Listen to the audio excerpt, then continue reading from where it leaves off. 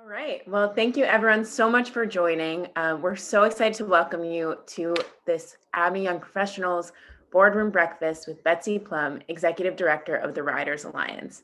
We're especially excited to host Betsy this week because just a couple of days ago, the U.S. Senate passed the American Rescue Plan, which really translates to $15 billion for the MTA, which is a really monumental victory to save transit. So we're so excited to host Betsy.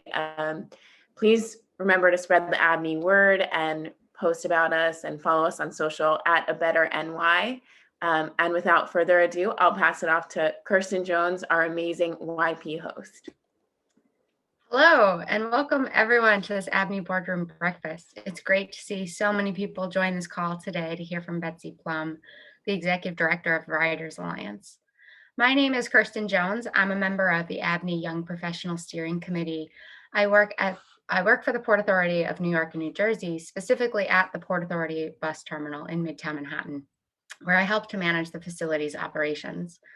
This includes overseeing the movements of over 850 buses per hour through the Lincoln Tunnel and the connecting ramps to our building, while simultaneously managing queuing and needs for the corresponding 260,000 daily passengers who are boarding and disembarking those buses. Pre-COVID, of course. As a public transit enthusiast, some might say nerd, I'm particularly excited to hear from Ms. Plum. Betsy Plum is the Executive Director of the Riders Alliance, a grassroots membership organization of subway and bus riders dedicated to winning better public transit in New York City.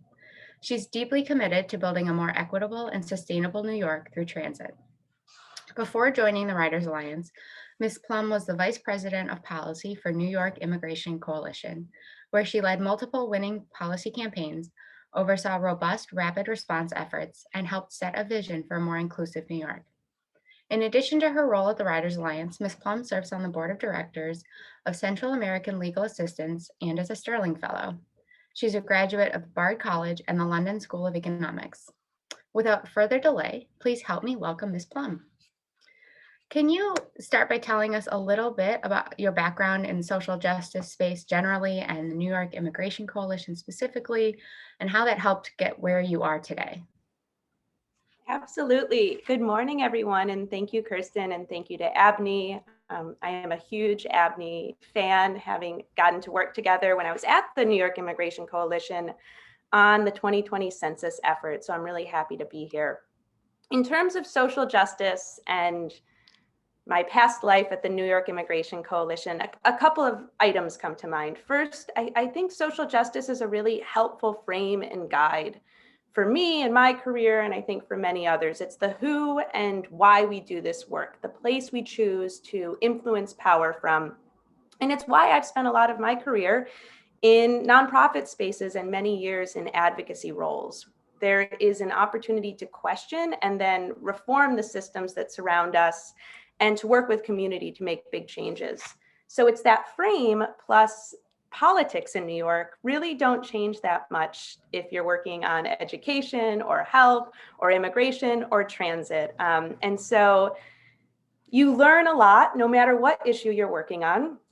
And you understand how the sausage is made, so to speak. And it's been a real privilege to bring that experience to other issues throughout my career. In terms of the New York Immigration Coalition, it was an absolutely formative experience for me to come up in that organization.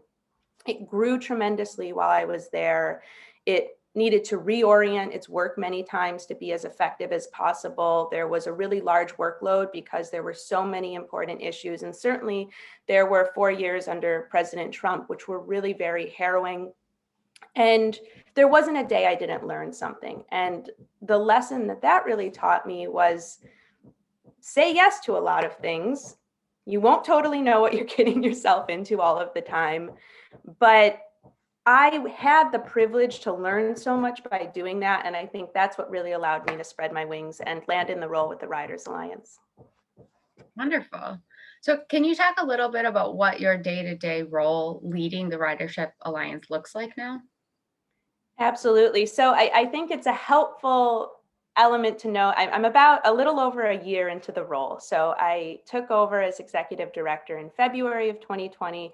And of course, the work very quickly changed because about a year ago, this week, the pandemic became absolutely serious in New York City. And we started to understand that the ways we work and live and move were going to dramatically change. So it's been, I think, a non-traditional year at the Riders Alliance, but I would say some things are the same no matter what, which is every day is different. We have a lot of urgent and important work. We are a small but mighty team. And so there's often many campaigns going on, lots of campaign discussions. What's happening? What did this person do? How can we react to that? How can we be most strategic? There are ideas coming from our membership that we really want to integrate into the work that we're doing. And then certainly as an executive director, there are a lot of conversations about organizational structures and fundraising to support all of the great work that our team is leading on.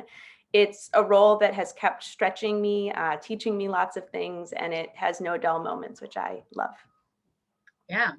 So speaking of that great work, what can you tell me about the fight to hashtag Save Transit? What kind of aid do we need to protect New York bus and subway service? Yes. So as I mentioned a moment ago, just about a year ago, as New York City was facing an incredible wave of uncertainty, of fear, we didn't know what was going to happen. And we knew that transit was facing its greatest threat and crisis ever. Transit truly could have collapsed over the last year. And so we made the decision to launch our first ever federal campaign at the Riders Alliance. Given the already precarious state of public transit in New York City, we knew that there was going to be no way to keep it running and to stabilize it without federal investment. And so that's what the Save Transit campaign has been about. We, every single day, and for the last nearly decade, the Riders Alliance has fought to create a world-class, modern system that is fair, accessible, reliable. We can't do that if the system doesn't exist. And so in terms of what kind of relief and how much, we needed operating funds to make up for lost revenues. Early in the pandemic, the MTA was losing upwards of $1 billion a month. And we knew if we didn't help to make that loss whole, there was going to be no way to get back on track. So we have now helped to win enough funding, the $15 billion that Sarah mentioned, over 3 relief bills that will hopefully carry the MTA through 2023, through the worst of this crisis and our hoped for recovery. And ideally, ridership will be in a far better place by then. But it's been a huge amount of money. It's been a big fight, but it allows us to get back on track and to get back to fighting for the system that we know riders need. Mm-hmm. So given that large amount of money that we're going to get, or the MTA is going to get, I'll say, but riders will benefit from it. How does the Riders Alliance determine what area of transit needs the most urgent improvements? How do you lobby for the highest priorities that will improve the system the most? Yep, absolutely. I think one of the really great things and bad things about transit is that there are more than enough issues to work on. And so we spend a lot of time, it's a great element. This is really good for an organization like ours because we're a membership organization. We work with subway and bus riders, and who knows better than anyone else what the system needs than subway and bus riders themselves. And there's all kinds of woes in our commutes. And I think this is also my moment to pitch getting involved with the Riders Alliance, whether you are a rider right now or plan to be a rider in the future or have been a rider in the past. We need your voice, and riders need to join together and really influence power with that voice. But, this is how we do our work. Working with riders is how we learn where to focus our work, focus our energy. We also do a lot to understand the political moment and opportunity where we actually can influence opinion. But I really do think the work's power lives in our membership. We have really brilliant members who form campaign teams and over the course of the organization have truly brought some of the catchiest and most creative ideas for winning better public transit. But we have a very, very, there's a spectrum of issues, a fuller universe of issues, and we can't do it all. And so we try to understand what will have the maximum impact for riders and what can we really influence in what is a very political issue at this point. Okay. So, given that plus normal transit issues, what is the Riders Alliance really going to focus on this year? Can you share your or the Riders Alliance vision for a more equitable transit-centered economy? Yes. So we're going to be working to get transit and New York City back on track. As we just talked about, we helped deliver an unprecedented level of federal support for MTA operating expenses, but our work is far from finished. We've really only restored the MTA to its roughly February 2020 fiscal condition, which, as I said a moment ago, was precarious to start with. We won't see anything new delivered for our subways and buses with the federal dollars won this year. And that's an important element to understand. We had to win those dollars, but it sets us back to just the foundation that we had a year ago.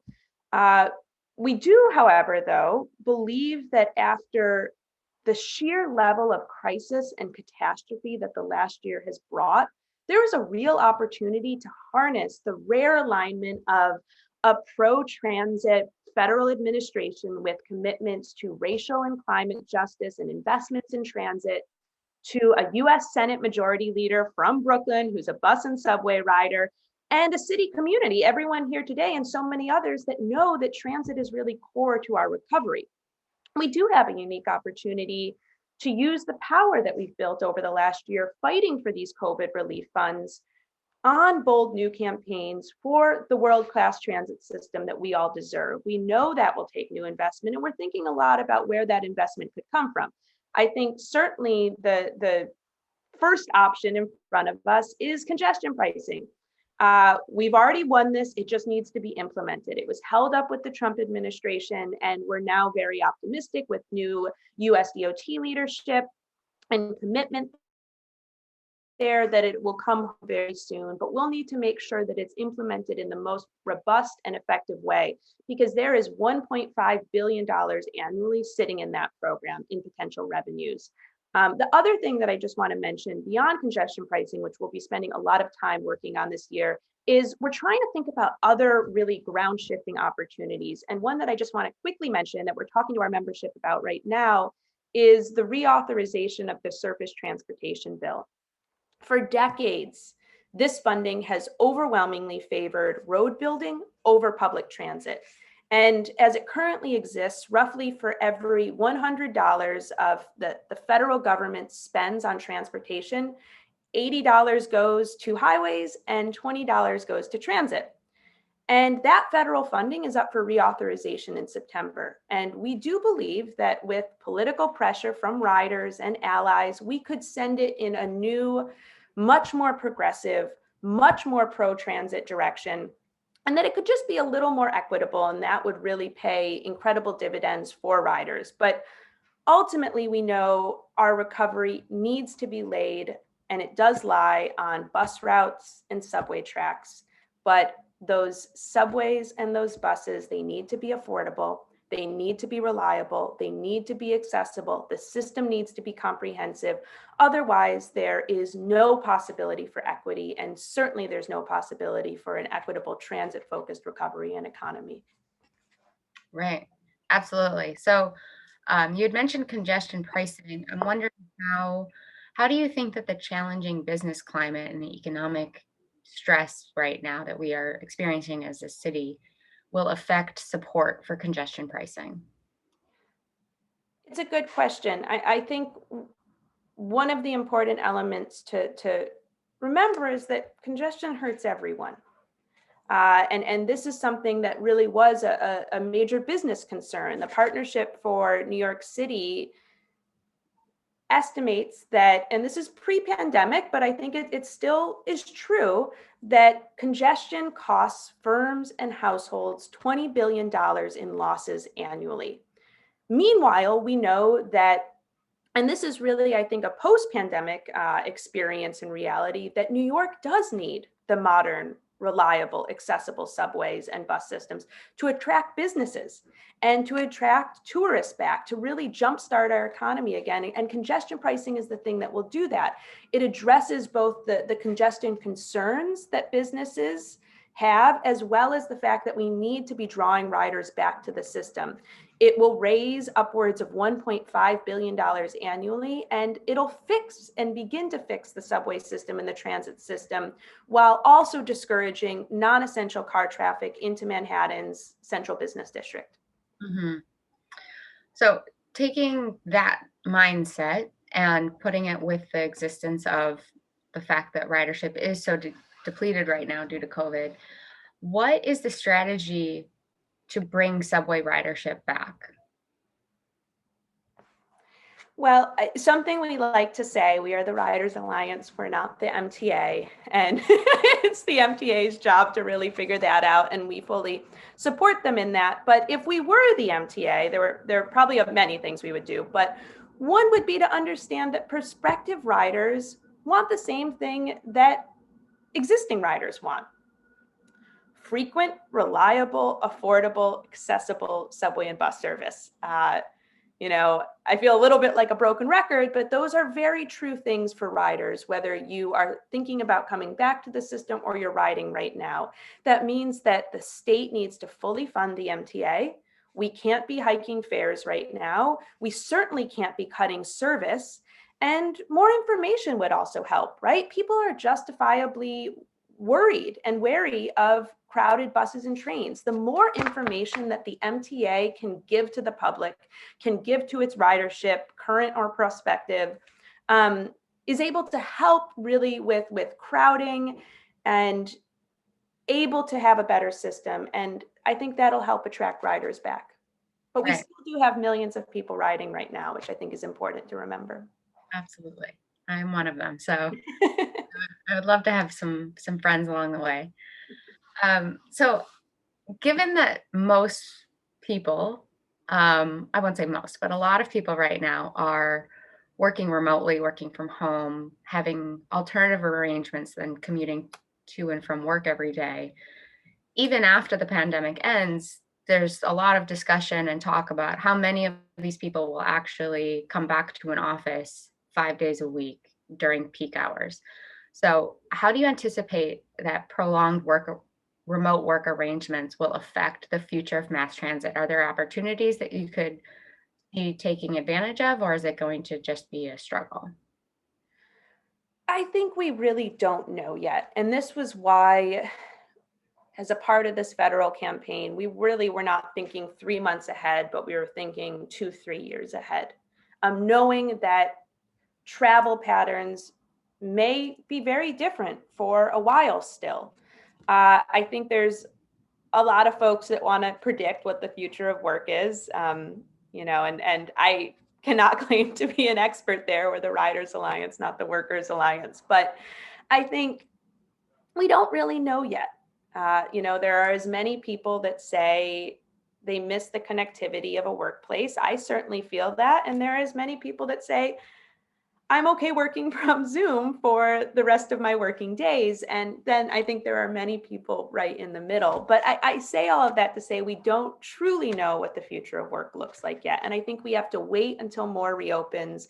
We have to wait until more restaurants and nightlife and the things that bring us into Manhattan or to our workplaces are reopening. I think offices will be navigating what they want to do for their workers, be it hybrid or full return options. And all of this certainly has already had an impact on the transit system. It will continue to have one. It's why we're really thinking about 2023. And the MTA has built into their projections, the assumption that ridership will be much closer to where it was by that point. But I think we will see different patterns. I think peak hours might be different. I think we hopefully will have a more multimodal transportation network throughout this city that will really allow fair integration and fair equity and for folks to travel in many different ways. But we know that will all require a system that is adaptive and flexible and that no matter how this all works, we are still going to need a system that works. And I'm going to say it one more time, that's affordable and reliable, because for as many people who are working remotely, are a huge number that do need to get to a place quickly and efficiently. And for that reason, we are still very bullish on transit in New York City, even with sustained remote work. Absolutely. So you talked about how it needs to be affordable and accessible for all. Can you talk more about, or affordable and reliable, can you talk more about how making public transit more accessible for all fits into your vision at the Riders Alliance? Absolutely. We have a woefully inaccessible transit system in New York City, and that is not okay. And the Riders Alliance is very grateful to partner with some truly incredible advocates for accessibility. And for the Riders Alliance, I think two items and areas really immediately come to mind. First is the capital program.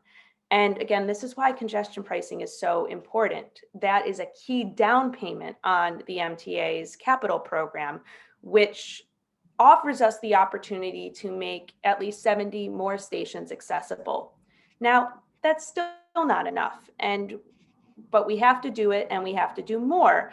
The other area that I think has been really illuminating for us in this moment when we are all remotely working and doing remote events, is the accessibility of our organization as advocates for public transit. We've been bringing many more of our events to the world of Zoom. And so how can we make sure that those events are fully accessible to all riders? And that's really the only way to ensure that we're actually receiving a more complete understanding of rider needs and rider perspectives. And I think this past year has been a really powerful reminder that we can always do better. And so I think accessibility for us right now lives in those two camps, and we're thinking actively about both. Right. That's a great thought. So what are your thoughts on the debate about overnight service? And right now, the subway shuts down from 2 to 4 a.m. They've expanded that from the original 1 to 5 a.m. closures. How does the Riders Alliance fit into that debate? We have a strong opinion. One of our greatest assets in New York City is our 24/7 subway system.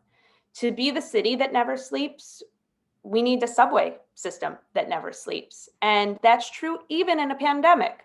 Tens of thousands of workers rely on the subway in the late hours or the early hours, and have had their commutes made impossibly complex by the shutdown. All while we haven't saved money, right? The trains are still running. I live right next to an elevated train line, and it runs all throughout the night, but riders aren't able to ride. And while we also haven't markedly changed an approach to cleaning, trains are cleaned throughout the day, which is great.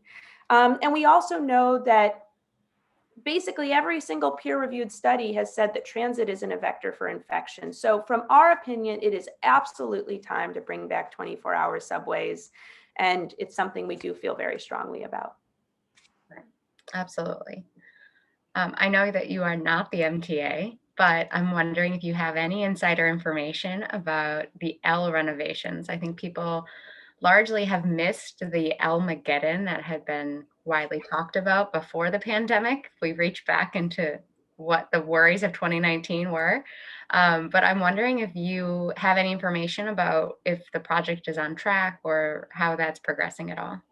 Yeah, so the L train was actually mostly done by the time COVID hit, and tunnel repairs wrapped up last spring, roughly on schedule, which is encouraging. I think that the biggest change to the project was actually not the drop in ridership, but that the governor made a decision to forego a full-time shutdown and implement a slowdown, instead closing one tunnel at a time during nights and weekends only, and hanging new cables on racks rather than removing and replacing the entire concrete bench wall structure in each tube. Things I never thought I would be able to talk about, but this is a year in the Riders Alliance. But I think that the biggest upside for riders was the 14th Street busway, which remains in effect and has boosted bus speed on a notoriously slow corridor by upwards of 30%. And that really also shows lessons for other busway projects and really making buses a priority on our streets, especially in these congested, slow corridors where people do need to move and move quickly. Right. So you kind of referenced the fact that talking heavy infrastructure was not necessarily something that you had anticipated, especially having grown your career through the New York Immigration Coalition. Can you tell us a little bit about, or give any advice to young professionals about how you can grow your career in activism and advocacy, and how you've leveraged previous positions in other policy areas to now become very, very engaged and active in transit itself? That's a great question. And I think it's really about finding a balance that makes sense for you. Always being, I think there's no wrong way to do this. I could have spent my career in immigrant rights. I could have gone to an adjacent issue, but I think going back to what we talked about earlier, it's understanding that a lot of the core constructs of how we do advocacy work and activism in New York are influenced by the same powers that be. And the toolkit to influence those doesn't change that much across issues. But we should always be thinking, and I think this is something that the immigrant rights movement really taught me, about where issues intersect. We can't take everything in isolation. We can't keep it in its silo, right? Immigrant New Yorkers require quality education. They require comprehensive health care. They require a transit system that works. And so I think in any issue that we're working on, and similarly talking about transit, riders are immigrants, their parents, their teachers, their New Yorkers of color, they're essential workers. It is an incredible community. And I think having that perspective of the multitude of perspectives that comes to the work that we do, and how people approach the needs of a system, which might be markedly different while still wanting the same growth, expansion, and health of that system, is something that's been very important to me. And so that's sort of a more philosophical perspective. In terms of the nitty gritty, I would say pick up experience and connections and networks wherever you can go. Certainly, that was what was so helpful to me. I think without that, I probably wouldn't have applied to the Riders Alliance role. It was a friend who was actually on the Riders Alliance board who said, this could be really good for you. And that's what every person needs in their life, is a community of folks who are helping them to stretch and think a little bit outside the box. And so I would say it is both your professional roles that you have. I had roles in legal services and at the NYC and now at Riders Alliance, but it also was board affiliations. It's volunteering. It's being a member of the Riders Alliance and getting to meet really cool, wonderful people. But say yes to these things, but also know that you can step back. Sometimes I think we get really hungry and we go and do it all, and then we're completely overwhelmed, and that doesn't benefit anyone, certainly not ourselves. So I guess it goes back to saying yes, learning new things, finding the things you love, and knowing that it actually is okay sometimes to take a step back. That is excellent advice. Every time I hear someone say, you can do it all, I kind of roll my eyes. You can. So thinking ahead, you've done so much work to date, and especially in this very challenging time. I'm wondering what does your future hold, or what does the Riders Alliance future hold specifically? So what are you going to advocate for in the long run? So we know that the federal funds that are coming might help us get out of the next 2 to 3 year struggle. What would be your ideal 2030 stretch goal? So what's something that is a huge transit victory that would come in the next 10, 20 years?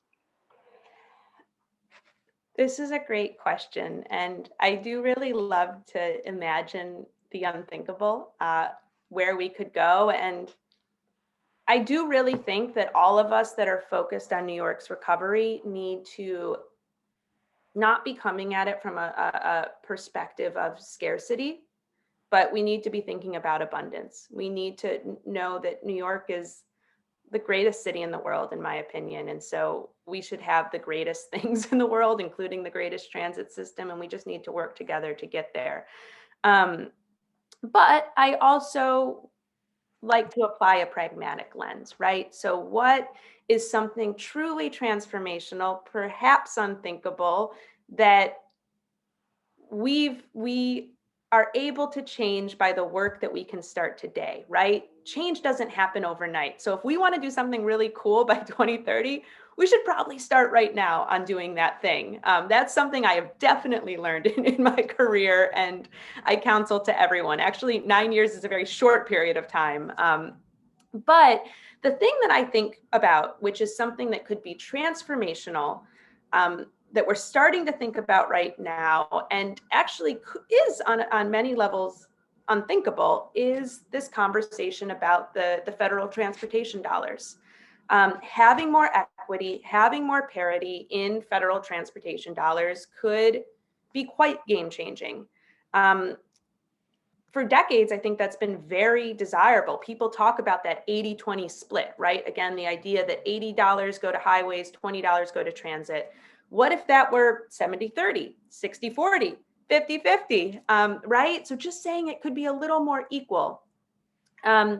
If we change those formulas even slightly, it would bring billions of dollars back home and back into the city, back into building a system that actually works.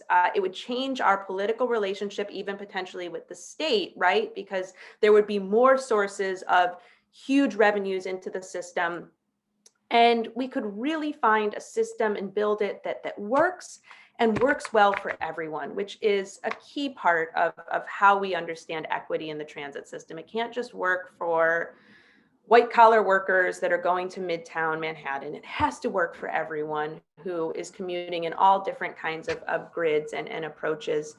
But I think this is possible, and it would bring a lot of resources, and we would build a lot of power on the way to ensure that those resources actually are well placed and go to the places that riders need. But we know we need a lot more, and it needs to come with the right frame.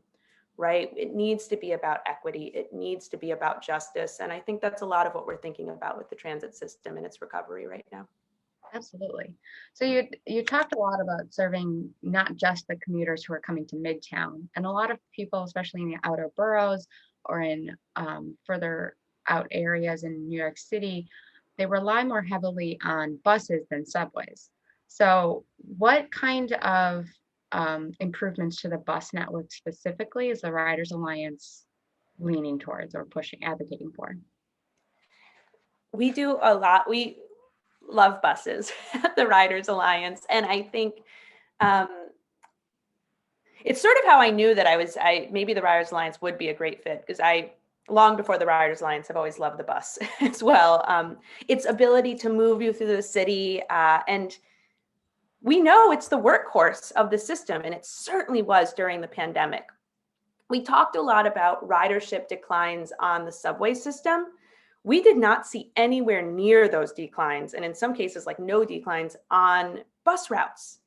And we know buses were carrying essential workers, they were carrying frontline communities, and they were moving quicker because there were not, especially at the height of the pandemic, as many cars on our streets. And this is part of a much bigger conversation about democracy on our streets and better sharing our streets, right? They shouldn't be single use. They shouldn't just be for cars and parking.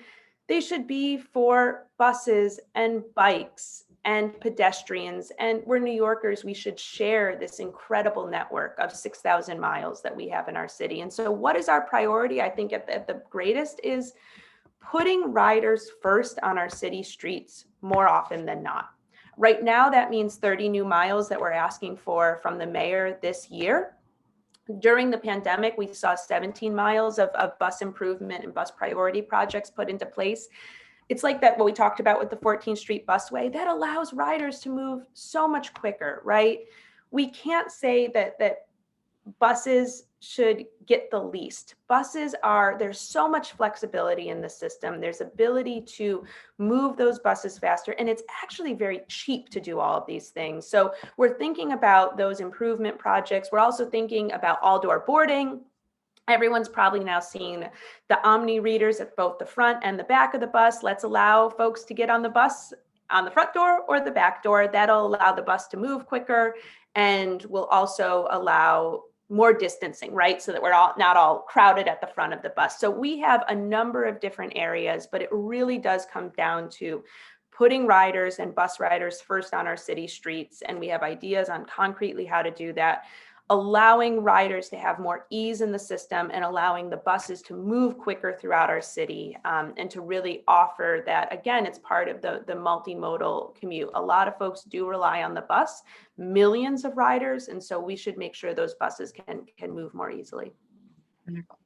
And I just have one follow-up? Well, you had mentioned there's 30 miles that Riders Alliance is advocating for bus improvements. Are those going to be SBS lanes or just dedicated bus routes, more like 14th Street, or what would be your ideal bus improvement?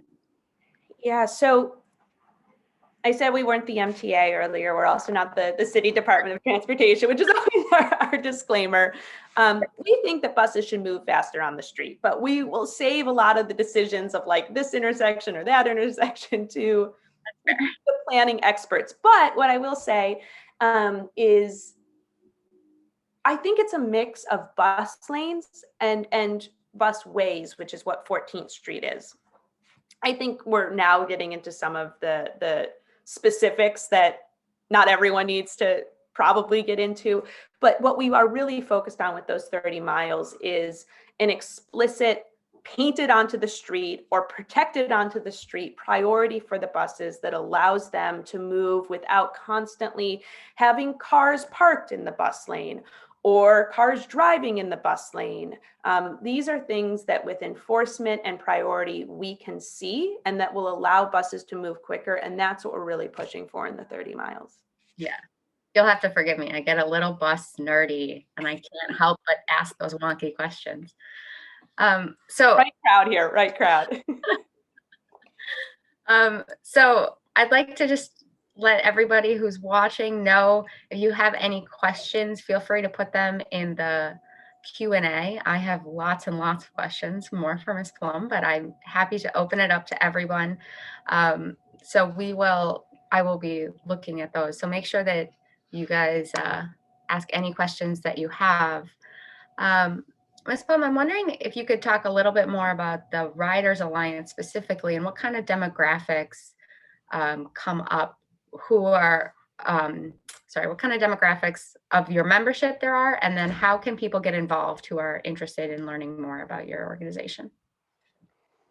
So what is amazing about the Riders Alliance is we work on behalf of, in more normal times, 8 million riders, New Yorkers. But who we're really thinking about in a lot of the advocacy that we are doing are the folks who are most reliant on that transit system, who don't have the luxury to pay for a cab or an Uber or a Lyft, who need to be able to live in an affordable neighborhood and who we can really make big changes for. And so that's where a lot of our advocacy is directed. But riders need to be at the table, no matter what, from all different walks of life, to say that this system matters. And so I would say, if you appreciate having a public transit system in your city, if you want to be able to wake up from this pandemic and still have a subway station that has a train that is coming reliably, you should join the Riders Alliance. And we do all kinds of fun, great, cool things, and we do really great work as well. And then I would say, in terms of how to do that, there are many ways. You can go to our website and sign up as a member. We're redoing that. We're thinking about our systems and our structures. You can shoot a note to Abney and and that'll get to me.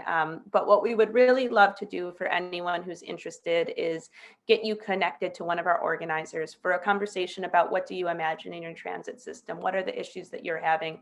What's the idea that you have? Again, a lot of our greatest ideas have come from our membership. And so please do get involved. Thank you, Sarah. You can email Sarah. But again, you can go to our website, which is ridersny.org, and get involved that way as well. But the ideal is to know who you are and to begin talking to you directly. Wonderful. There was a question that came in for Oh, sorry, let me interrupt because our wonderful digital organizer is texting me. I'm happy I looked at this. You can also text RIDER, RIDER, to 52886. That's another way to get onto our list. Wonderful. Can you say that number one more time? Yes, I will. It's 52886. So it's one of the, if you text RIDER to that, thank you, Sarah. That will get you onto our list, and you'll be able to start getting activated with what we're doing. Wonderful. A question came in for non-New York City residents, actually. So do you have any recommended reading material for someone who wants to visit New York City and understand the transit system? Oh, that's a great question. There are all kinds of cool books about planning and why the transit system is the way the transit system is. If it's about how to get around, which I'm not sure if it is, so I'll give a couple of answers here. I think apps like City Mapper, I actually love because it tells all different kinds of things about what's happening. But if it's really understanding the types of issues that are at play in the transit system right now, I do want to recommend the blog Second Avenue Sagas. I think it might be, it's not a book, but it is a really great place to deep dive into the types of things that we're working on and from an alternative perspective. And then the other thing I would say for all of the Twitter lovers in the world, transit Twitter is an incredible place. And so if you are on Twitter, you should totally, there are a number of different folks and you'll quickly find them. There are a lot of transit reporters. There's, folks like Second Avenue Sagas that have a near continuous commentary on transit in New York City. So I would also recommend that. Wonderful. A question just came from Peter Ramos. Can you define transit equity more? Is it access? Is it more frequent service? Can you share examples of successes either in New York or maybe other cities?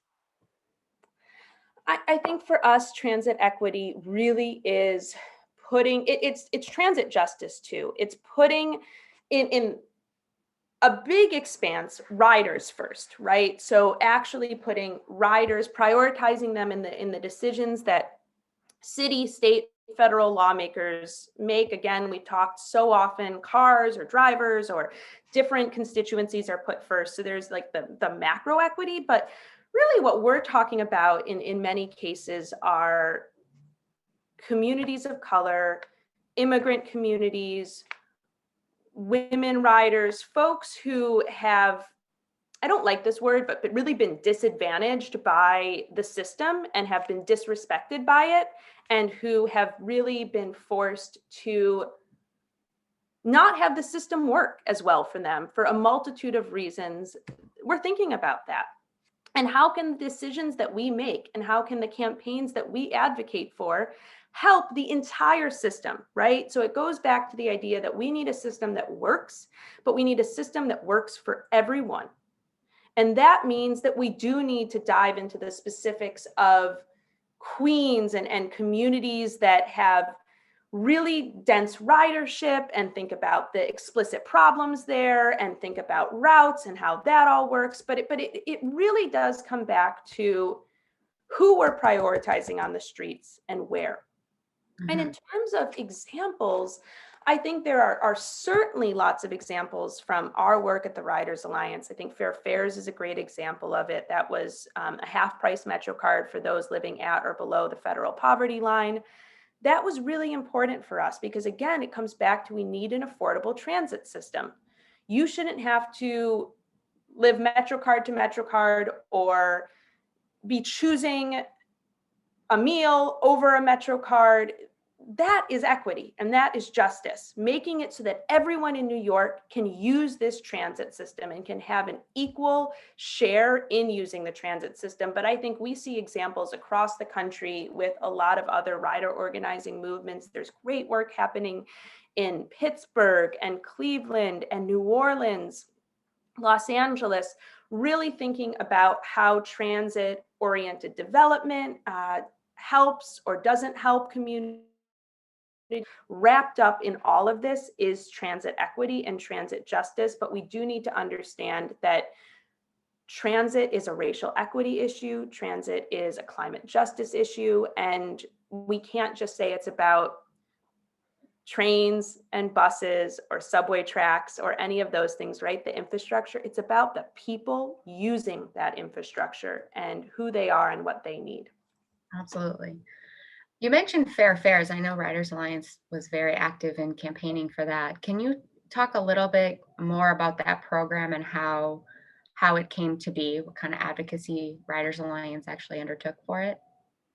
It was a really huge push for many years. It involved a lot of work with city council, and it was something that the current speaker really championed. It was work focused on the mayor to get him to understand the equity and the importance of a program like Fair Fares. It is always difficult to influence the city budget, right? And to underscore how important a program like Fair Fares could be, and to understand how transit is a public service, which means it needs to be accessible and open and affordable to the public. And Fair Fares took us a closer step towards doing that. We had a great organizing team. We had a great coalition. We worked really closely with the Community Service Society, which really brought a very helpful policy approach and perspective to the campaign. It has helped hundreds of thousands of New Yorkers, and it's in a unique place right now. In the last city budget, it was actually, the budget for Fair Fares was substantially reduced, with the idea that ridership has declined, and so there is not as much money needed for Fair Fares. But our perspective is, while that all might be true in terms of ridership declining, Fair Fares was important before the pandemic. It is even more important right now. As we think about newly unemployed individuals, folks who were and continue to be low income, we need to be ensuring that the transit system is accessible and affordable as they look to get back to work, or as they just need to move through the city. And so we need to be thinking about how can, the city has said that anyone who applies will be able to get a card. So if a lot of people did apply, they would be able to get it. But at the same time, we would love to see the city telling New Yorkers that. Because if you don't know a program exists, you're not going to be able to take advantage of it. And so we did an incredible amount of work for Fair Fares, but I really want to focus on the here and now, which is that this program still exists. We should be telling folks about it from all the different reaches of our affiliations in this city. And we hope that it will be a core critical tool of our recovery. Great. Does Riders Alliance ever coordinate with other rider groups across the country, or have any impact in cities other than New York? And what lessons have you learned or shared with other cities, or vice versa? So the really incredible element of this past year is, yes, there are lots of different transit groups across the country. Some are more planning oriented, some are similar to us, they're rider organizing groups. We work with all of these folks. And what has been great about this last year is, as New York City was facing incredible doomsday scenario for our transit system, that was true for transit systems across the country. And so there was an emergent national coalition that came together of rider groups in Boston and New York City and Pittsburgh and Philadelphia and Orlando and Miami, and I can keep going across the entire country. But we came together to say transit is essential. Transit is how we have a recovery in this country. And transit can't just be put at the bottom of the list. In a place like New York City, where we carry 40% of the nation's riders, transit is pretty front and center in terms of how important it is. But when we talk about a city like Los Angeles, transit is used by a very, very slim minority of the city, right? And we're really talking about Angelenos of color, we're talking about newly arrived immigrants, we're talking about a majority women newly arrived immigrants. And so it has a different political orientation in the city and the politics of that city. And so it has been so wonderful to work with these groups across the country, because I think it helps us remember how lucky we are in New York City to have a pretty shared understanding that transit will be essential to recovery. And it has allowed us to really raise the voice of transit with the federal government, both, administratively with the new Biden administration, but also with key legislators, So we've done a lot of work with Senator Schumer to really have him step up and stand up as a transit champion. But we've been able to work with our colleagues across the country to have them put the same pressure on their political leaders, so their senators, because it is so helpful if Senator Schumer is able to stand up as a transit champion, not just because he's from New York. Of course, he's going to care about the transit champion, but because he's saying all of my colleagues from Oregon and my colleagues from Ohio and Massachusetts, they're saying that they also need their transit systems invested in. So I'll get off my soapbox a little bit here, but I really, we're a New York City organization. We work with New York riders, but that doesn't mean we will not, cannot, should not work with riders across the country, because it helps us open up a whole new portal to power when we're working together to influence the federal government. And that will just pay dividends for New York and for our local needs. Absolutely. You've spoken a lot about equity. I'm wondering, another huge part of transit is that we haven't covered that much is about sustainability. Can you talk about the potential to electrify bus fleets, or if there's any sort of programs or initiatives that Riders Alliance is specifically advocating for related to sustainability? This is absolutely something we've been working on, and it's part of when we think about the areas that we'll be working on next. We know that there is only a clean and green future with an approach to climate justice in transit, right? So if we think about pulling folks away from really carbon emitting transportation sources, well, where are they going to go? Transit needs to be working well. It needs to be efficient, because sustainability is completely wrapped up and tied to that. I think that we work with a lot of partners who are very focused on electrification of buses. That's certainly something that is a key issue.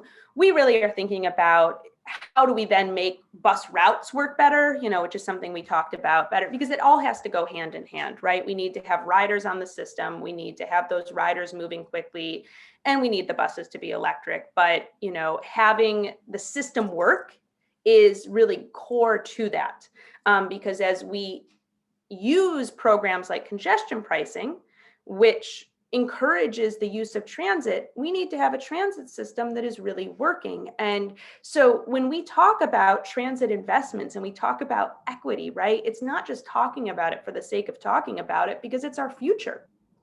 We need to be ensuring that our transit system is and other, biking and walking, that those are easy and accessible and nice for New Yorkers. Otherwise, if you have to go somewhere, you're going to say, oh, of course I'll get in my car. But that is our pathway is not that. And so we really do understand that we don't have a just New York without a well-functioning transit system, and we don't have a sustainable New York without a well-functioning transit system. And I could deep dive onto all of these issues, from electrification to air quality to, everything in between. But we know that at the heart, it really is about building a better transit system. And that's absolutely what we're doing every single day. Yeah, absolutely. So on that very optimistic note of thinking about our future, do you have any parting advice for young professionals on this call? Next steps, concrete advice would be greatly appreciated, especially by me, but also others who might not know exactly how to get involved or what to do next. So I would say on that, what rider organizing has certainly taught me, and I think this is the story of the Riders Alliance, is if you're not raising your voice and using it and having that be organized, we can't expect that changes for the issue we care about will be made. And that's what the Riders Alliance does. If we want a better transit system, we can't talk about that amongst ourselves, right? We can't just complain about it and say, oh, like the F train was 20 minutes delayed again. We have to join together and influence the individuals who make those decisions. And that's what the Riders Alliance does. So if the transit system is something you care about, if you care about it, personally because you want a better commute, or you want to be able to get somewhere more accessibly or affordably, or you want it for our city, and those often go hand in hand, and for our future and for the inclusion of more communities or the environmental health of more communities, join the Riders Alliance and push us to move in the direction that you want to, or help us move in the direction that we're already moving in. Join the Riders Alliance. And if transit isn't your total cup of tea, that's great also, because there are similar movements across so many different issues, but what they're all doing is raising voices to influence power. And I think there are many, many different ways to get involved in different issues, from being a member to being a supporter, right? So $10 a month to different organizations goes a long way, to joining junior boards and senior boards. All of these different things go a long way. But I think at the end of the day, being an informed citizen is perhaps the best. And coming to events like this is just wonderful. But if you want to influence transit, we're the place to come in terms of an organizing movement. Wonderful. I love that idea of raising your voice to influence power. And there's definitely a lot of people on this call who have voice and are eager to participate. So we wish you the best of luck. Thank you. Thank you. Thank you. And there's a future for transit in New York. You have to believe in it. Absolutely. I just want to say thank you so much, Kirsten, for being such an all-star moderator. And thank you, Betsy. This was wonderful. I know that it's a issue that's close to a lot of our hearts, and it's really the lifeblood of the city is transit. So it's so great to have you, and we're so excited. And thank you for all your words of wisdom and advice. We really, really appreciate it. And we appreciate you helping, advocate for riders in New York. So thank you so much for all the work that you do. This concludes our boardroom breakfast, and we hope to see you all soon.